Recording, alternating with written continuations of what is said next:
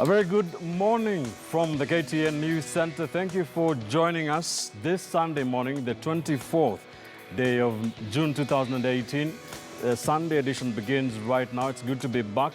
We have a lot to discuss this morning for the next 120 minutes or so. We shall be taking a look at the latest in the sugar scandals, if you may call them that. Investigations by the Standard indicating that cash-strapped Miller Sugar Sonic Company imported some sugar worth some 3 billion shillings for faceless individuals in mid-2017. We'll take a look at what who is fooling who in this all issue. Also, the state has cranked up the crackdown on contraband this past week. We'll take a look at that as well. In terms of politics, we'll take a look at ODM troubles. The so-called Iron Lady in ODM, that is Aisha Juma, in trouble. She was once described by Raila Odinga as the Mekatilili Menza of rain canets. We'll take a look at just what gives. What's the handshake?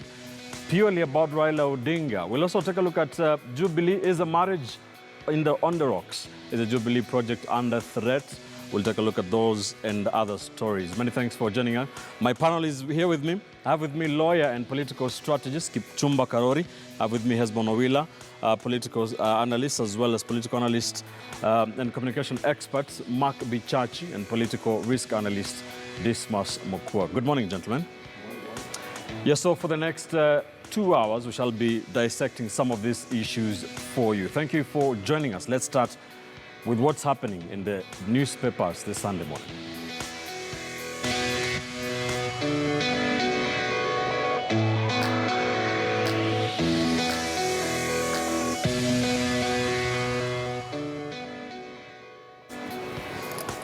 All right, let's start with the Sunday Standard. This issue of sugar, there's so much happening, gentlemen. I don't know where to start, but the splash on the Sunday Standard this morning, untold story of 40 billion sugar in 90 days. Who is fooling who? The investigation of the Sunday Standard revealing how cash-strapped Sony was used to ship in 3 billion worth of the commodity for faceless individuals in exchange for a few hundred of millions after Treasury allowed duty-free imports to all and sundry in mid-2017, flooding the country with 400 tons of suspect sugar. That story is in much more detail in pages 4 to 5. Dismas, if you can just begin for us. Just what's happening from where you sit? I mean, this is really a huge thing. And in my view, the question asked by the writer is, who is fooling who? I think our leaders are fooling Kenyans, because there are so many questions that one is unable to understand. The first one being, how as a nation have we allowed that we are not able to produce sugarcane anymore? That the production cost in Kenya is so high, that sugar all the way from Brazil to Kenya is so cheap. Then number two, if we suspect that the sugar in Kenya has got impurities, we're supposed to be giving the last word. Is this supposed to be political leaders to tell us the sugar is free for consumption, or would it be technical experts? Then number three, who's giving out all these licenses, and on what merit are they giving out these licenses? Now, there's so many reports you see all over social media being circulated, which are really very nauseating. Number one, last year we imported 1 million tons of sugar, and this is equivalent to what we've imported for the last 6 years total. Yes. So you begin to wonder, I mean, really what is happening in Kenya? As a country, at some stage, we used to produce our own sugar. Is there a cartel which has ensured that the cost of production in sugar is so high that you create opportunities for people to come with the imports? When you go through these reports, the information they give you is disturbing. That at some stage last year, sugar, a kilo was 133 shillings, while smuggled sugar was an equivalent of 60 shillings. Mm-hmm. So it's very easy to go all the way to South Africa or Brazil, get sugar, land it in Kenya, and still it's 50% cheaper than what is happening in Western Kenya. So really there are a million questions, and at the end of the day, just like SGR, at this stage we must ask President Kenyatta to put together a commission in the manner of TGRC to actually investigate this matter of sugar in Kenya, because there are so many loopholes I mean, how do you explain that the sugarcane farmers in Western Kenya, in Luo Nyanza, and they produce sugar, they're not able to get it to factories, and some poor farmers use sugarcane as firewood. There's evidence of sugarcane farmers in Western Kenya and parts of South Nyanza, where Professor Wheeler comes from, using sugarcane as firewood. How can we allow that in modern Kenya, that we are using sugarcane for firewood? All right. And then, is this a strategy to marginalize people who grow sugarcane? That over time, you've ensured that the input costs for producing sugar are so high. There are folks in Western Kenya or Luo Nyanza, the best they can do with their sugarcane outside chewing, if they're able to chew that sugar, is to use it for firewood. Yes, indeed. We'll get into more details in this, and of course on the cover page of the Sunday Standard, on the front page, there's a list of the importers, according to the report tabled in the National Assembly, 115 of those importers. Mark, what are your initial thoughts on this? The reality of the matter is that Kenya has a deficit of about 200,000 tons of sugar to be produced. So yes, we do need to bring in sugar. But the questions that arise is why in last year was sugar allowed to be imported without any capping? Usually there's a quota that is put on the table. Secondly, we have to ask ourselves the question, why is it that we allowed people who are non-millers to import this sugar? Because when you import sugar, it needs to be reprocessed so that it's fit for human consumption, or it meets the Kenyan standards. So when you allow a Mark Bichachi, a Hesbon or Wheeler to import sugar, what choice are you giving us? You're simply telling Kenyans that Mark and Hesbon will take this sugar, put it in a warehouse in Isili, and repackage it unscrupulously, because where else are we going to take it? So the reality of the matter, the mistake, the rain started beating us when you allowed non-millers to import sugar.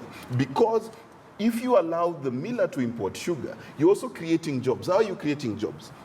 The transportation of that sugar from port of entry all the way to the factory is a job. At the factory, there are factory workers who will get a job. The packaging of the sugar, the distribution of the sugar through legal means. You're also safeguarding the standards that you need for the country. This entire mess has been brought about by unscrupulous individuals who are profiteering in the effort of getting the cheapest sugar available, whether from Mogadishu or from Southern Sudan or from Swaziland, or as imported from Brazil, and bringing it into Kenya to make vast amounts of money. So what needs to happen as quickly as possible? Number one, the government needs to make decisions that are safe for the farmer. How are we going to safeguard jobs for farmers in Western Kenya? People in Western Kenya have depended on sugarcane farming for eons. Why are we killing an industry that has an obvious market?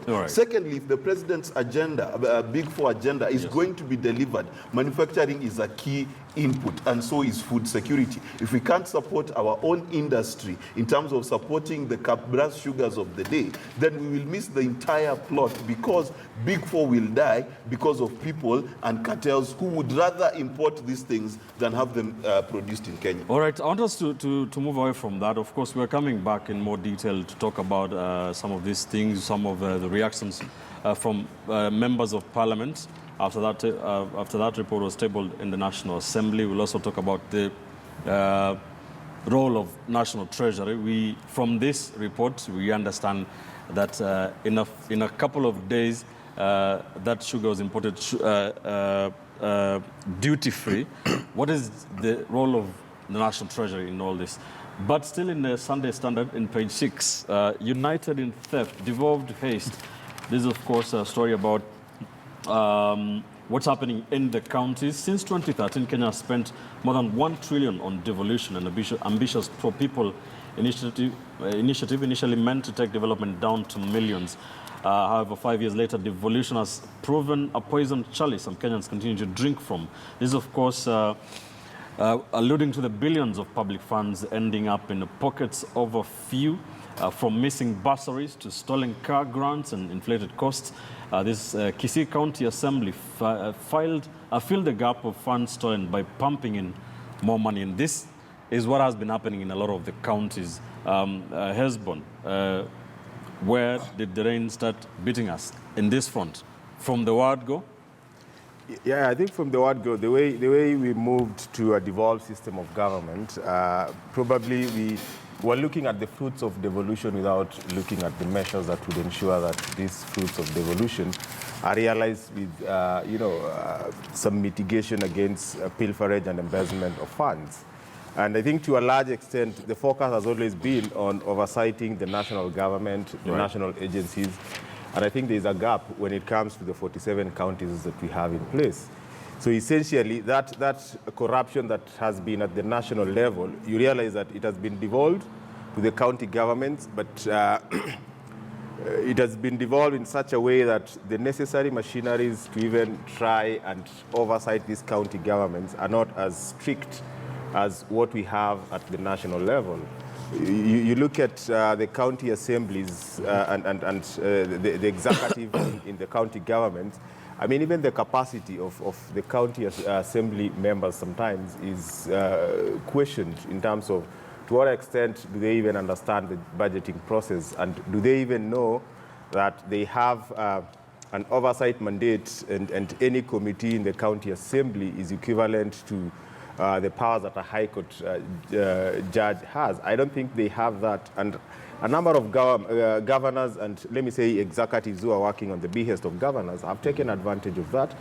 And to a large extent, you can say that the percentage of corruption at the county levels is quite alarming compared to what we see in the national level. All right. Kipchumba, there are ways in which money is stolen in the counties detailed in this story here by Daniel Wesangula. Fictitious per diem payments every now and then, inflated fuel bills, missing bursaries, stolen car grants. Should the country have anticipated such teething problems in devolution and dealt to them in a better way, perhaps?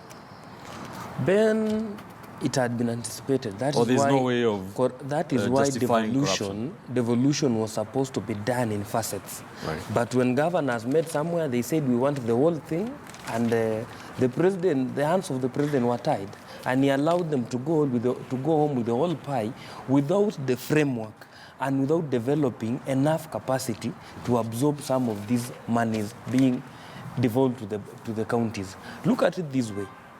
Why will it be that we have a county assembly traveling all the way from Homa Bay or from Nyanza to go to Mombasa to study a report, or to go to Mombasa to analyze a budget? Is it that in Nyanza or in Rift Valley we do not have adequate hotels where people can sit, or is it that the county assemblies lack enough rooms? I think it is a question of priorities. Okay. Secondly, there is always a very loose word in the streets that it is better if it is stolen in our background. It is our people stealing. I think that is the mediocre kind of thinking that over time we have embedded in our nation and in our psyche as a country, to the extent that we have seen stealing as a normal thing. And we have resorted, or we have weighed corruption in terms of devolution in terms of development by looking at the pictures being posted by either the governors, the specific speakers. We measure success of devolution from Facebook and social media, which is a danger in itself. Secondly, we need to give more powers to the control of budgets and the Auditor General. It cannot be that the work of the Auditor General is to tell us that there is fire here. We need to go past that. If we are talking about arraigning all corrupt people in courts and for them to face the full wrath of law, it must be done in a systematic manner.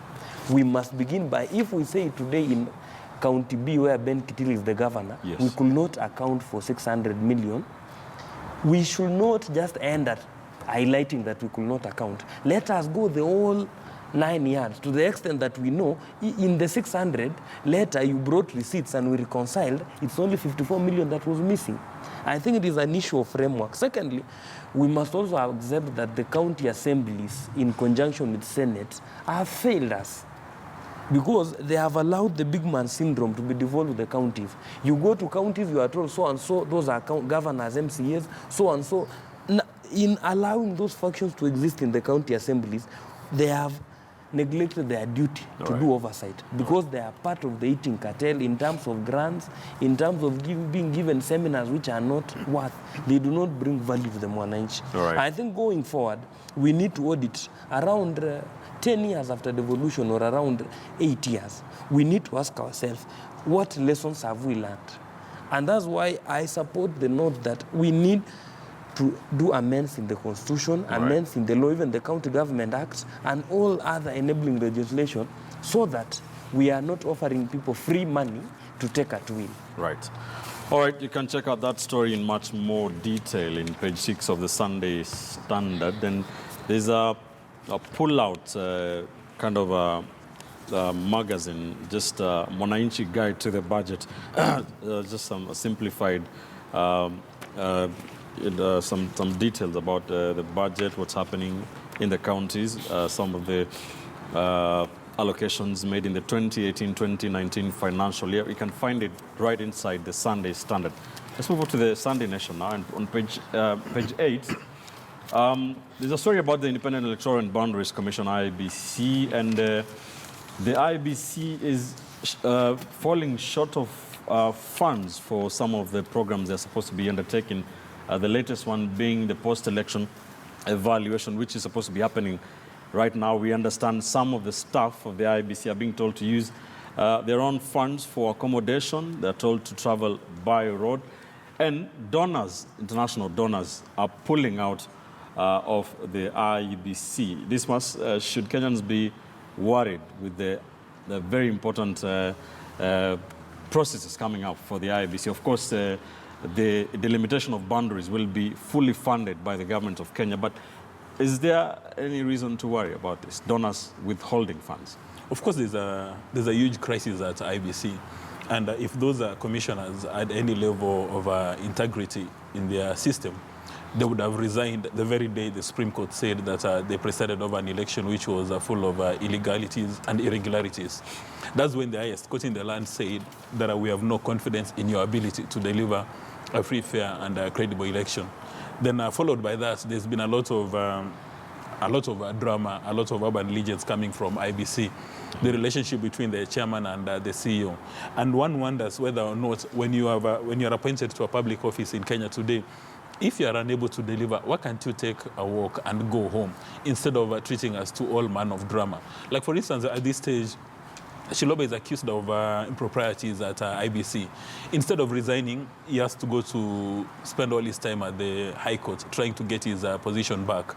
And when a ruling is done to the effect that he can go back, he goes back to the he goes back to IEBC and causes drama, suggesting that the chairman has gone for an overseas trip with keys. And then on the same note, you've got a chairman, again, who's been accused of failure to run the commission in a manner consistent with Article 10 and Chapter 6 of our Kenyan Constitution. He's still stuck in office. As far as I'm concerned, the leadership at the National Assembly and the Senate, and including President Kenyatta, should have set in motion a process to send these guys packing. Given that they've got two important tasks upcoming, we cannot waste a lot of time. And everything we are discussing this morning around corruption, around sugar, it finds its roots at IEBC. Because IEBC is not able to deliver a free, fair, and credible election, we are not sure whether or not the people that we elected into office are the people that we needed to be in those offices. Like, for instance, I've got a personal interest in the story we were discussing on page 6 about the Kisii County Assembly. I come from that part of the world, and it's very disappointing that they said to have spent 800,000 to put up a stand at the show, yet there was no show. So how did these 800 go? And then it seems like they're using a lot of toilet paper. If you go through that story, they're using 80 rolls per day. Those are MCAs, 70 of them. And again, they're drinking a lot of water. So one wonders, are these people in office because the people from a village wanted them to be in office, or because they corrupted the entire system from the returning officers? You know, IEBC really is the fountain of our democracy. And the earlier our leadership at the Senate, the National Assembly, and the President come to terms with that, they send these guys packing, and then we get new commissioners elected in a manner that reflects, or rather who get into office in a manner that reflects the wishes and interests of Wanjiku. Because what is happening today, I mean, how do you have a sh40b someone media then claims that Chebukati has gone to the US with keys to his office. Is that how public offices work, really? I mean, if he wanted a lie, he would have come up with a better lie. Right. Or better still, if he was a clever man, he would have gone to those offices occupied by the commissioners who have resigned with his laptop and assume office. Why is he treating us to all this drama? And also, why is the chairman behaving as if the commission is a piece of land in Kitale where he's planting maize and he can harvest, he can apply fertilizer at his pleasure? These are very serious national institutions, and we should all say no to this mediocrity. All right. What you're saying just summarizes what we're talking about.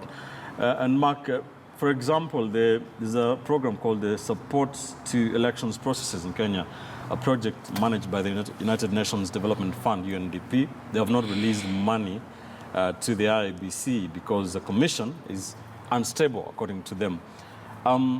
Is this just enough reason for the commissioners to resign and just disband the commission? The commission be disbanded? I've never seen a more selfish and foolish bunch of people like Ezra Chiloba and Wafula Chebukati. They are ashamed to their parents, their grandparents, to the nation, to the African continent. How are you in a position, you take a job which you know you're functionally incapable of performing? They are exposing the country to elections today, these by-elections today. Many people are contemplating going to court to challenge the credibility of the elections, not based on the election, but based on the incompetence of IEBC. As Dismas has said, as a matter of principle, to be honest, the moment the elections went the way they did, they should have resigned, because to Raila Odinga, they should have given him a losing certificate he could trust.